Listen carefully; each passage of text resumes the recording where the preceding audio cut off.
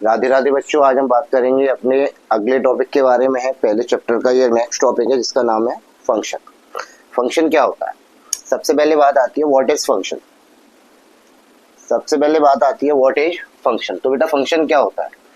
A relation, कोई भी एक relation from set A to set B, एक सेट से दूसरे सेट का एक रिलेशन, इस set to B a function और मैपिंग, उसे आप क्या कहेंगे? फंक्शन कहेंगे। फंक्शन का ही दूसरा नाम मैपिंग होता है।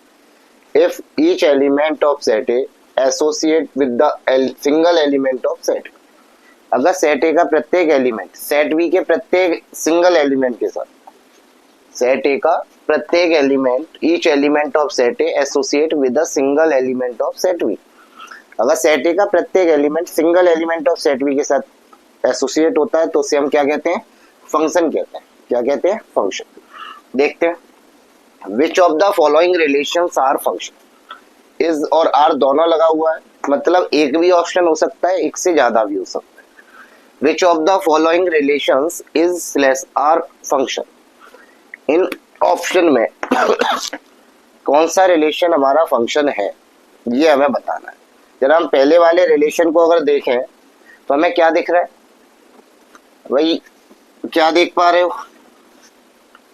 फोर किसी भी एलिमेंट के साथ एसोसिएट नहीं हो रहा है, तो इसलिए ये रिलेशन आपका फंक्शन नहीं। ठीक, कहानी क्या है? प्रत्येक एलिमेंट का एसोसिएट होना चाहिए, प्रत्येक एलिमेंट का रिलेशन रिलेट करना चाहिए अपने एलिमेंट ऑफ सेट बी। यहाँ पी से क्यू है तो पी के एलिमेंट को रिलेट करना चाहिए क्यू के एलिमेंट से। सेकेंड वाले पर आते हैं। वन रिलेट कर रहा है ए से, टू रिलेट कर रहा है ए और बी दोनों से। क्या पढ़ा था भाई? कितने एलिमेंट के साथ रिलेट करना चाहिए? सिंगल एलिमेंट के साथ। यहाँ पर ये एलिमेंट कितने के साथ रिलेट कर रहा है? दो के साथ। तो ये रिलेशन भी फंक्शन नहीं। ठीक है, चलते हैं अगले के पास। यहाँ हमने देखा वन रिलेट कर रहा है ए से, टू रिलेट कर रहा है बी से, थ्री रिलेट कर रहा है सी से और फोर रिलेट कर रहा है सी से। मतलब each element has a single image. प्रत्येक एलिमेंट एक सिंगल एलिमेंट के साथ क्या कर रहा है बेटा? एसोसिएशन कर रहा है, रिलेशन बना रहा है। तो ये रिलेशन हमारा फंक्शन होगा। It is a function. इसी के क्रम में इसमें भी देखते हैं। तो वन का इमेज भाई, वन एसोसिएट कर रहा है बी के साथ, टू एसोसिएट कर रहा है बी के साथ, थ्री एसोसिएट कर रहा है बी के साथ और फोर एसोसिएट कर रहा है बी के साथ। Each element of set P is related to the element of set B, single element of set B. भाई एक ही एलिमेंट के साथ एसोसिएशन कर रहा है, ऐसा तो नहीं एक की दो के साथ एसोसिएशन हो रहा है, दो से रिलेशन बन रहा हो, नहीं हो रहा है, और प्रत्येक का एसोसिएशन हो रहा है। तो ये रिलेशन भी हमारा फंक्शन होगा। तो हमारे ऑप्शन हो गए सी एंड डी आर करेक्ट। सी भी करेक्ट है और डी भी करेक्ट। जब फंक्शन की बात आती है तो उसकी प्रॉपर्टीज की बात आती है। आपने 11th क्लास में पढ़ा होगा, नहीं पढ़ा है तो यहाँ देख लीजिए। जैसे ये आपका फंक्शन है तो इसका क्या होगा? डोमेन होगा। डोमेन किसे कहते हैं भाई? फंक्शन के केस में जो डोमेन होता है वो आपका प्रत्येक एलिमेंट ऑफ सेट पी होता है। तो यहाँ पर डोमेन क्या हो जाता है? सेट पी हो जाए। सर कोडोमेन, तो कोडोमेन वो सेट होता है जिससे उसके इमेज फॉर्म होते हैं, जिसमें उसकी इमेज एग्जिस्ट करती है। तो ये हमारा क्या है? कोडोमेन। ठीक सर, रेंज, रेंज क्या होता है? Image of function. तो 1 2 3 4 की इमेज क्या आ रही है? A B C, A B C, ये तीन एलिमेंट इमेज में आ रहे हैं। तो ये इसकी क्या होगी बेटा? रेंज हो गई। इन्हें आप क्या कहते हो? Image of function. क्या कहते हो? Image of function. अगर इसमें देखें तो इसमें रेंज क्या होगी? तो आप देख सकते हैं सर इसकी रेंज क्या होगी? केवल एक ही एलिमेंट के साथ एसोसिएशन हो रहा है। तो यहां से हम एक बात और समझ सकते हैं कि range of function is a subset of codomain of function. कि जो फंक्शन की रेंज होती है वो कोडोमेन का सबसेट होती है। क्लियर है भाई? ये कोडोमेन का ही पार्ट है, ये भी कोडोमेन का ही पार्ट है। तो range is always a subset of codomain. चलते हैं नेक्स्ट पॉइंट की तरफ। एक इंपॉर्टेंट पॉइंट है, इस पर कभी कभी पूछ लेता है, इस साल भी बोर्ड में क्वेश्चन पूछा गया था। if f is a function from a to b such that na बराबर n nv बराबर m, Na का मतलब क्या है, cardinality of set A. Cardinality मतलब number of element of set A. Set A के एलिमेंट की संख्या कितनी है, n, और सेट बी के एलिमेंट की संख्या कितनी है, m। फंक्शन किससे दे रखा है, a से b का, तो a हुआ डोमेन और b हुआ कोडोमेन। तो number of function from a to b कितने होंगे, वो हो जाएंगे बेटा m की पावर n। कितने होते हैं, m की पावर n। m यहाँ पे क्या है, number of element of codomain, और n क्या है, number of element of domain. ठीक है, तो कोडोमेन की पावर डोमेन, इस तरह से याद रखो, कोडोमेन की पावर डोमेन। क्वेश्चन भी दिया इस पर, how many functions from p to q formed if np बराबर 4 and nq number of element q is 3। तो भाई कोडोमेन p से q है, तो कोडोमेन की संख्या हो गई 3, और कोडोमेन की संख्या तो 3 हो गई, और डोमेन के एलिमेंट की संख्या कितनी हो गई भाई, कोडोमेन के एलिमेंट की संख्या 3 हो गई, डोमेन के एलिमेंट की संख्या 4 हो गई। तो number of function from p to q बराबर होंगे 3 की पावर 4, जो कि कितना हो गया बेटा, 81। ये था आपका बेसिक ऑफ फंक्शन, जो कि आपको 11th क्लास में पढ़ाया जाता है। अब हम बात करेंगे इससे आगे के टॉपिक की, टाइप्स ऑफ फंक्शन की, जो हमारे क्लास 12th में पूछा जाता है। बात करते हैं टाइप्स ऑफ फंक्शन की। टाइप्स ऑफ फंक्शन में हमारा पहला टाइप है बेटा 1-1 फंक्शन। ठीक है, यहाँ पे हम पहले टाइप की बात करेंगे 1-1 फंक्शन का। दूसरा नाम क्या होता है, इंजेक्टिव फंक्शन। ठीक, a function from set A to set B is said to be an injective function if each element of set A associate with a unique element of set B। प्रत्येक element of set A associate होना चाहिए with a unique element of set B. मतलब प्रत्येक element of domain के लिए एक distinct image होनी चाहिए, एक यूनिक इमेज। देख सकते हैं यहाँ पर 1 की इमेज क्या है, C, 2 की इमेज क्या है, B, 3 की इमेज क्या है, D, और 4 की इमेज क्या है, A। All element have a specified image and different image. प्रत्येक एलिमेंट की डिफरेंट इमेज है। तो ये आपका ये क्या है, एक एग्जांपल है किसका, 1-1 फंक्शन का। इसे इस तरह से रोस्टर फॉर्म में भी एग्जाम में दिया जा सकता है। आप देख सकते हैं 1, C, 2, B, 3, D, 4, A। Each element has distinct image. प्रत्येक एलिमेंट की कैसी इमेज है, डिस्टिंक्ट इमेज। तो ये हमारा कैसा फंक्शन होता है, 1-1 फंक्शन होता है। अब बात आती है किसकी बेटा, कि number of injective function from set A to set B. इस साल भी इस पर क्वेश्चन पूछा गया था, बड़ा सिंपल सा क्वेश्चन था, केस स्टडी के रूप में क्वेश्चन आया था इस पर। तो क्या है, f is a function from A to B such that na बराबर n, nb बराबर m। डोमेन के एलिमेंट की संख्या n है, कोडोमेन के एलिमेंट की संख्या m है। तो number of injective function from A to B, 3 situation बेटा अलग अलग बनते हैं। 3 सिचुएशन अलग अलग बनेंगे। क्या, कि अगर डोमेन के एलिमेंट की संख्या कोडोमेन से कम है, जैसा कि आप यहाँ देख रहे हैं, डोमेन के एलिमेंट की संख्या अगर कोडोमेन से कम है, तो उसके लिए फॉर्मूला होता है नंबर ऑफ इंजेक्टिव फंक्शन का MPN, जो आप 11th क्लास में पढ़ते हो। भाई MPN को सर कैसे सॉल्व करेंगे, m factorial upon m minus n factorial. ठीक है, ये फॉर्मूला होता है इसका NPM का। नेक्स्ट, अगर n और m बराबर है, दोनों में एलिमेंट की संख्या बराबर है, तो कितने होंगे 1-1 फंक्शन, m फैक्टोरियल या n फैक्टोरियल वो बोल सकते हैं। तीसरी बात, इस साल तीसरी बात क्या, कि अगर कोडोमेन के एलिमेंट की संख्या अगर डोमेन के एलिमेंट की संख्या कोडोमेन से ज्यादा हो जाए, तो अगर इधर एलिमेंट ज्यादा होंगे और इधर एलिमेंट कम होंगे, तो उससे कोई भी 1-1 फंक्शन फॉर्म नहीं होगा। तो उससे बनने वाले नंबर ऑफ 1-1 फंक्शन क्या होंगे, 0 होंगे। क्या होंगे बेटा, 0 हो जाएंगे। क्या हो जाएंगे, 0। इस साल जो क्वेश्चन हमारा एग्जाम में आया था वो इसी पर आया था, इसी पर पूछा गया था कि number of function from S to G बताइए। जबकि वहां पर क्या था कि डोमेन की संख्या ज्यादा थी और कोडोमेन के एलिमेंट की संख्या कम थी, तो वहां पे नंबर ऑफ 1-1 फंक्शन क्या हो गया था, 0 हो जाएगा। क्या हो जाएगा, 0। ये तो बात हो गई कि अगर कोई सेट की फॉर्म में दे रखा है तो हम कैसे बता सकते हैं। तो अगर सेट की फॉर्म में दे रखा है तो हम उसके एलिमेंट के थ्रू बता सकते हैं कि वो फंक्शन 1-1 है या नहीं है। प्रत्येक एलिमेंट की कैसी इमेज होनी चाहिए, डिस्टिंक्ट इमेज होनी चाहिए। अब बात आती है रियल फंक्शन की, क्वेश्चन तो रियल फंक्शन पर भी बनते हैं। तो रियल फंक्शन के लिए हम कैसे पता करेंगे ये फंक्शन 1 1 है या नहीं है? तो चलते हैं, how to check injectivity of real function. भाई इंजेक्टिव फंक्शन 1 1 फंक्शन की जो प्रोसेस होती है चेक करने की, उसे क्या कहा जाता है? इंजेक्टिविटी।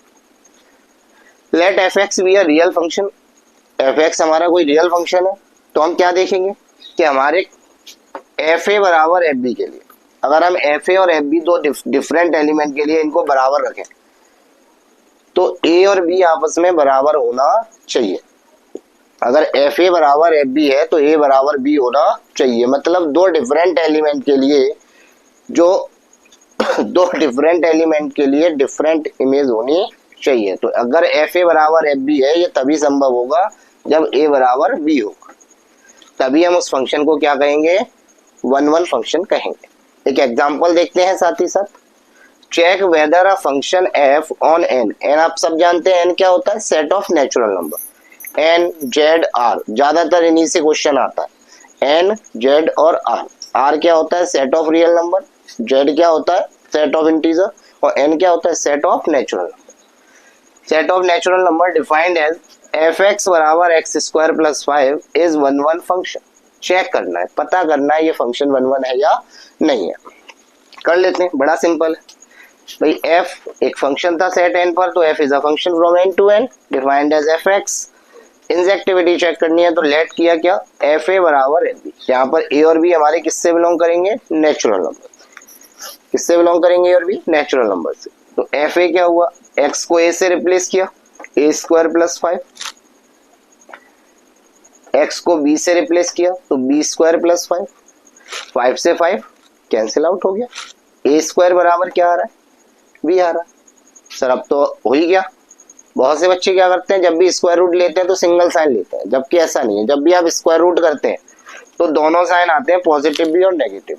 तो ए स्क्वायर बराबर अगर बी स्क्वायर है तो ए की दो पॉसिबल वैल्यूज हो सकती है, बी और माइनस बी। ए बराबर आया प्लस माइनस बी। लेकिन यहाँ बात किसकी हो रही थी बेटा? नेचुरल नंबर की। क्या नेचुरल नंबर में नेगेटिव नंबर होते हैं? नहीं होते। नेचुरल नंबर हमारे 1 से स्टार्ट होते हैं, 1 2 3 4 5 6। तो but a is not equal to minus b for all values of a comma b belongs to natural number। a comma b जो कि नेचुरल नंबर है, इसलिए क्या नहीं हो सकता? a बराबर माइनस बी नहीं हो सकता। तो जब a बराबर माइनस बी नहीं हो सकता तो फिर क्या कंडीशन बची? a बराबर b। तो इसलिए ये फंक्शन हमारा क्या है? 1 1 होगा।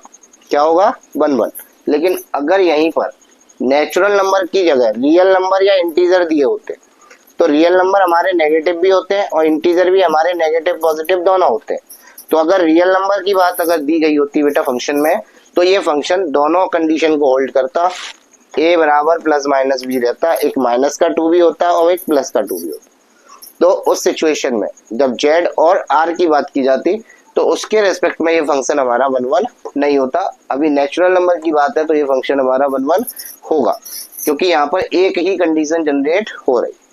अगर दो कंडीशन जनरेट हो जाती हैं, दो सिचुएशन बन जाती हैं, तो वो फंक्शन कभी भी 1 1 नहीं होता। ठीक, बस हमें देखना पड़ेगा कि उसके जो डोमेन दिया है उसी के अकॉर्डिंग हमें देखना पड़ेगा ये दो कंडीशन एग्जिस्ट कर रही है या नहीं कर रही। जैसे यहाँ पर एक कंडीशन a बराबर माइनस बी एग्जिस्ट नहीं कर रही, तो एक ही कंडीशन बची a बराबर b, तो इसलिए फंक्शन हमारा क्या हो गया? 1 1 हो गया। क्लियर है? चलते हैं दूसरे टाइप की तरफ, देखते हैं बेटा अगले टाइप की तरफ चलते हैं। अगला टाइप हमारा क्या है? दूसरा type, onto function. Onto function क्या होते हैं? ऑन टू फंक्शन का दूसरा नाम होता है सर्जेक्टिव फंक्शन।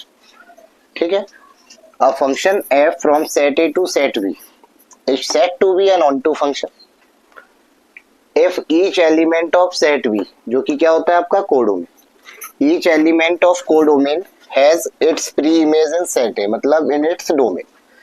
अगर प्रत्येक एलिमेंट ऑफ कोडोमेन एक प्री इमेज अगर एग्जिस्ट करती है, प्रत्येक element of codomain has a pre image, then the function is said to be onto function. जब सभी की प्री इमेज है तो यहाँ से ये भी कंडीशन निकल आती है, इससे भी हम डायरेक्ट बता सकते हैं कि ये ऑन टू है या नहीं, कि रेंज ऑफ फंक्शन बराबर होना चाहिए कोडोमेन ऑफ फंक्शन की। अगर रेंज ऑफ फंक्शन बराबर होगा कोडोमेन ऑफ फंक्शन के, तो हम उस फंक्शन को क्या कहेंगे? ऑन टू फंक्शन कहेंगे। जैसे कि यहाँ पे एक एग्जांपल देख लीजिए, एक फंक्शन ले लिया 1 2 3 4, यहाँ पर हमने एलिमेंट ले लिया ए बी सी, ठीक है। 1 की इमेज बी से बना दी, 2 की इमेज भी बी से बना दी, ये 3 की इमेज बन गई और ये 4 की इमेज। तो हम क्या देख रहे हैं, प्रत्येक element of set B has a pre image, range बराबर कोडोमेन, तो it is onto function. ये कैसा फंक्शन होगा बेटा, ऑन टू फंक्शन होगा, मतलब रेंज और कोडोमेन क्या होना चाहिए, बराबर होना चाहिए, ठीक है। अब बात आती है कि रियल फंक्शन की सर्जेक्टिविटी को हम चेक कैसे करते हैं, कैसे चेक करेंगे एक रियल फंक्शन ऑन टू है या नहीं। तो बड़ा सिंपल सी बात है, रेंज बराबर अगर कोडोमेन की आएगी तो हम कर लेंगे। रेंज निकालना मेरे 11th क्लास में सीखते हैं, नहीं भी सीखा है तो यहाँ देख लेते हैं कैसे फाइंड करेंगे। पहला स्टेप क्या होगा हमारा, पुट एफ एक्स बराबर वाई, जो भी रियल फंक्शन दिया होगा उसे पुट करेंगे एफ एक्स बराबर वाई के, ठीक। एफ एक फंक्शन है ए टू बी और एफ एक्स भी है रियल फंक्शन, जो भी बात हो रही है वो यहाँ रियल फंक्शन के बारे में हम कर रहे हैं, ठीक है। तो पहला स्टेप क्या करेंगे, पुट करेंगे एफ एक्स बराबर वाई के, रख लेंगे। फिर find x in term of y. दूसरा स्टेप हमारा ये होगा कि हम एक्स को वाई के टर्म में फाइंड करेंगे। जब आप एक्स को वाई के टर्म में फाइंड कर लेंगे तो फिर आप चेक करेंगे कि for all values of Y belongs to B, X A से बिलोंग कर रहा है या नहीं कर रहा है। अगर एक्स ए से बिलोंग करेगा तो फंक्शन ऑन टू होगा, और अगर एक्स ए से बिलोंग डोमेन से बिलोंग नहीं करेगा, अगर x does not belongs to domain तो function is not onto function. Clear है। तो इस तरह से हम किसी भी फंक्शन को चेक करेंगे कि वो ऑन टू फंक्शन है या नहीं। तीसरा टाइप हमारा आता है बेटा बाइजेक्टिव फंक्शन। इसके लिए कुछ अलग से नहीं करना होता, कोई भी फंक्शन है, a function f is 1 1 as well as onto. एक फंक्शन जो 1 1 भी है और ऑन टू भी है, it is called bijective function, a single function which is 1 1 as well as on 2। कोई भी फंक्शन है जो 1 1 भी है और on 2 भी है तो हम उसे क्या कहेंगे, तो हम उसे कहेंगे बाइजेक्टिव फंक्शन। क्लियर है। पहले on 2 पर एक एग्जांपल देखते हैं। तो on 2 के लिए एक एग्जांपल लिया है, check whether a function f, एक क्वेश्चन देखते हैं, a function f r-3 to r-1, domain क्या दे रखा है r-3 और कोडोमेन क्या दे रखा है r-1। एफ एक्स बराबर x-2 upon x-3 is onto function. Check करना ये फंक्शन ऑन टू है या नहीं है। चलिए चेक कर लेते हैं। तो ये तो आपका हो गया डोमेन और ये आपका हो गया कोडोमेन, ये आपका है फंक्शन। तो पुट y बराबर x-2 अपॉन x-3। क्लियर। क्या करें, क्रॉस, तो xy माइनस 3y बराबर x-2। Find x in term of y। जब x को y के टर्म में निकालना है तो x वाले टर्म को इधर ले आएंगे बेटा, ठीक है। तो 3y उधर गया, ये इधर आ गया, इन दोनों से कॉमन क्या आ रहा है, x कॉमन लिया, ब्रैकेट में y minus 1 is equal to 3y minus 2, तो x is equal to 3y minus 2 upon y minus 1। तो क्या देख सकते हैं यहां से, तो स्पष्ट रूप से क्या समझ आ रहा है भाई, ये समझ आ रहा है for all values of y belongs to r-1। भाई आप देख रहे हो यहाँ पर r y की वैल्यू हम कुछ भी पुट कर सकते हैं केवल 1 को छोड़कर, तो वही उसने कोडोमेन में भी दिया है, वही वहां पे कोडोमेन में भी क्या दे रखा है r-1 ही दे रखा है। तो for all values of y belongs to r-1, x जो है वो क्या है 3y minus 2 upon y minus 1। भाई ये बिलोंग करेगा किससे, r-3 से। किससे बिलोंग करेगा, r-3 से। भाई इससे पुट करने से ये वैल्यू रियल ही आएगी, या फिर उसमें भी r-3 मतलब रियल नंबर में कौन सी वैल्यू नहीं आनी है, 3 नहीं आएगी। तो it is onto function. तो ये फंक्शन हमारा कैसा होगा, ऑन टू फंक्शन होगा। क्लियर है। तो किसी भी फंक्शन को अगर ऑन टू चेक करना है तो हम उसकी क्या फाइंड कर लें, एक तरह से रेंज। x को जैसे ही आपने y के टर्म में लिखा तो y की वैल्यू आप देख सकते हो कोई भी रियल नंबर हो सकता है, केवल किसको छोड़कर, 1 को छोड़। ठीक, तो y बिलोंग्स टू r-1 के लिए x बिलोंग करेगा r-3 से, तो function is onto function. Clear है? इस तरह से हम किसी भी फंक्शन को चेक कर सकते हैं कि फंक्शन आपका 1 वो ऑन टू है या नहीं। अब थोड़ा सा एक पॉइंट और समझेंगे कि बाइजेक्टिव फंक्शन की बात आई थी, या function f is 1 as well as onto. अगर एक फंक्शन 1 है और ऑन टू भी है तो वो फंक्शन क्या कहलाएगा बेटा, बाइजेक्टिव फंक्शन कहलाएगा। अच्छी बात है। तो यहाँ पर एक बात आ जाती है कि नंबर ऑफ बाइजेक्टिव फंक्शन, क्या number of bijective function from A to B, set A to set B में नंबर ऑफ बाइजेक्टिव फंक्शन बताइए। तो बड़ी सिंपल सी बात है कि अगर n और m डोमेन और कोडोमेन के एलिमेंट की संख्या अगर बराबर होगी तो ये बराबर हो जाएगा n फैक्टोरियल के, और अगर डोमेन और कोडोमेन की संख्या बराबर नहीं होगी तो उससे कोई भी बाइजेक्टिव फंक्शन नहीं बनेगा। कोई भी फंक्शन बाइजेक्टिव नहीं बनेगा जब n और m आपस में बराबर नहीं होंगे। डोमेन और कोडोमेन के एलिमेंट की संख्या अगर बराबर नहीं होगी तो वो फंक्शन बाइजेक्टिव नहीं हो सकता। एक एग्जांपल देख लेते हैं बाइजेक्टिव फंक्शन का। देखिए जरा, a और ये b, इसके एलिमेंट हमने लिए 1 2 3 4। तो आप क्या देख रहे हैं, तो फंक्शन आपका कैसा है, 1 1 भी है, क्या है 1 1 भी है, और रेंज जो है कोडोमेन के बराबर है, प्रत्येक एलिमेंट की प्री इमेज एग्जिस्ट कर रही है। तो ये एक एग्जांपल है किसका, बाइजेक्टिव फंक्शन। तो बाइजेक्टिव फंक्शन तभी बन सकता है जब n और m आपस में क्या हो, बराबर हो। a के एलिमेंट की संख्या और b के एलिमेंट की संख्या बराबर होनी चाहिए, तभी वो फंक्शन हमारा क्या हो सकता है, बाइजेक्टिव हो सकता है। अदरवाइज वो कभी भी बाइजेक्टिव नहीं होता। तो number of bijective function from A to B क्या होता है, n फैक्टोरियल या फिर 0। अगर बराबर है तो n फैक्टोरियल, अगर बराबर नहीं है तो 0। तो ये थे बेटा हमारे टाइप्स ऑफ फंक्शन। ठीक, एक वीडियो में और लेकर आऊंगा जिसमें आपको और मल्टीपल क्वेश्चन इन टॉपिक पे कराए जाएंगे। यहाँ पर ये टॉपिक कंप्लीट होता है। ठीक है, इम्पोर्टेंट क्वेश्चन की वीडियो इसमें मैं ऐड कर दूंगा आपके लिए। तब तक के लिए पढ़ते रहिए। कोई डाउट है, कोई चैप्टर अगर आपको लग रहा है इसमें मुझे ज्यादा दिक्कत आ रही है तो आप कमेंट बॉक्स में कमेंट कर सकते हैं कि सर ये चैप्टर आप मुझे पढ़वा दीजिए, पहले ये वाला चैप्टर करा दीजिए, तो वो भी हो जाएगा। ठीक है, तब तक के लिए खुश रहिए, मुस्कुराते रहिए। राधे राधे।